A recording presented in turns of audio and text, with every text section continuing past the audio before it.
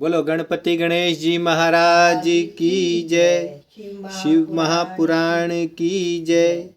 शिव जलंधर युद्ध। रौद्र रूप धारण कर भगवान शंकर नंदी पर सवार होकर युद्ध भूमि में पहुंचे।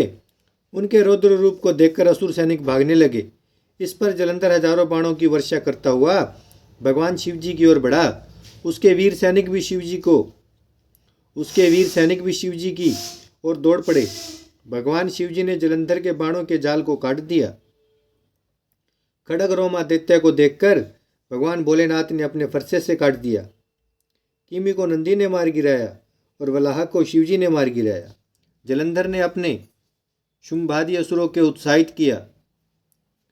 जलंधर ने 70 बाणों को चलाकर शिवजी को बीन देना चाहा, परंतु शिवजी ने उसके सभी बाणों को काट डाला। शिवजी ने जलंधर की ध्वजा छत्र आदि सभी को काट दिया। 7 बाणों से जलंधर के धनुष को भी उन्होंने काट दिया। जलंधर अब गदा लेकर शिवजी की ओर दौड़ा। भगवान भोलेनाथ ने उसकी गदा को भी टुकड़े टुकड़े कर डाले। अब मायावी जलंधर शिवजी का रूप रखकर पार्वती जी के पास गया। पार्वती जी को देखकर मार्ग में उसका वीर्यपात हो गया। पार्वती जी जलंधर को पहचान गई और अंतर्ध्यान होकर सागर के तट पर चली गई।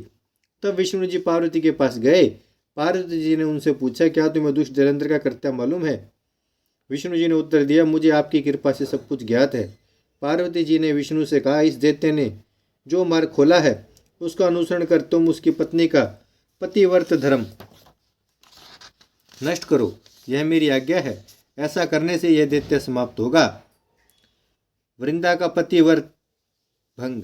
भगवान श्री हरि जलंधर दैत्य के नगर में पहुंचकर एक उद्यान में ठहर गए।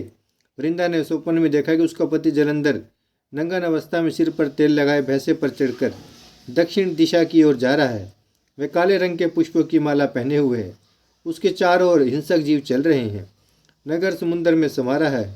तत्काल वह सपन पर विचार करने लगी। उसका मन व्याकुल हो रहा था। वह सखियों के साथ अटारी पर गई। इसके बाद उस उपवन में घूमने चली गई। उपवन में उसने एक मुनि तपस्वी को देखा। भयभीत वृंदा ने उस मुनि तपस्वी के गले में हाथ डाल दिया। ऐसा करने से वृंदा की घबराहट दूर हो गई। उसने मुनि को प्रणाम करके कृतज्ञता प्रकट की। इसी समय मुनि के पास 2 बंदर आए। वे आकाश में गए और जलंधर का सिर तथा धड़ लेकर मुनि के पास पहुंचे।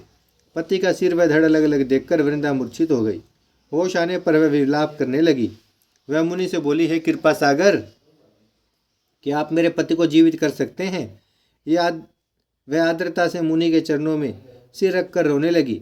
ईश्वर मुनि बोले, इसका वध शिव जी द्वारा हुआ है, अतः इसका जीवित होना कठिन है, परंतु शरणागत की रक्षा करना ही सनातन धर्म है, अतः मैं इसे जीवित कर देता हूँ।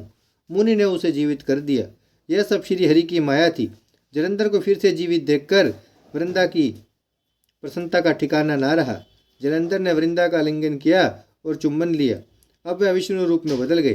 संभोग के समय उसे विष्णु जानकर वह बोली, हे प्राय स्त्री के साथ रमण करने वाले विष्णु, तुम्हारे शील को धिक्कार है। मैं तुम्हें समझ गई हूँ। तुम मेरे पत्नी पितु मायावी हो। तुमने मुझे जो 2 राक्षस दिखाए थे वे कभी तुम्हारी पत्नी का हरण कर लेंगे। यह सर्वेश्वर मुनि तुम्हारा साथी बनेगा। ये बंदर तुम्हारी सहायता करेंगे। तुम्हें उस समय महान दुख प्राप्त होगा। इतना कहकर वृंदा अग्नि में प्रवेश कर गई तथा उसका तेज पार्वती जी में समा गया। बोलो शंकर भगवान की जय। गोरा मैया की जय।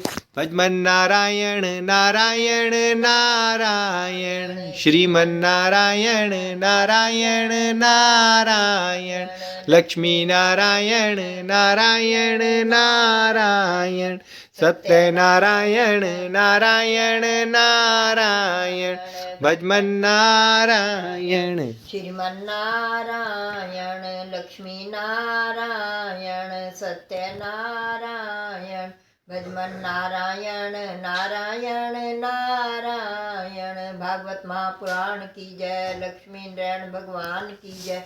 गौ माता की जय। गंगा मैया की जय। धरती माता की जय। शिव महापुराण की जय। शिव परिवार की जय। हर हर महादेव, हर हर महादेव, हर हर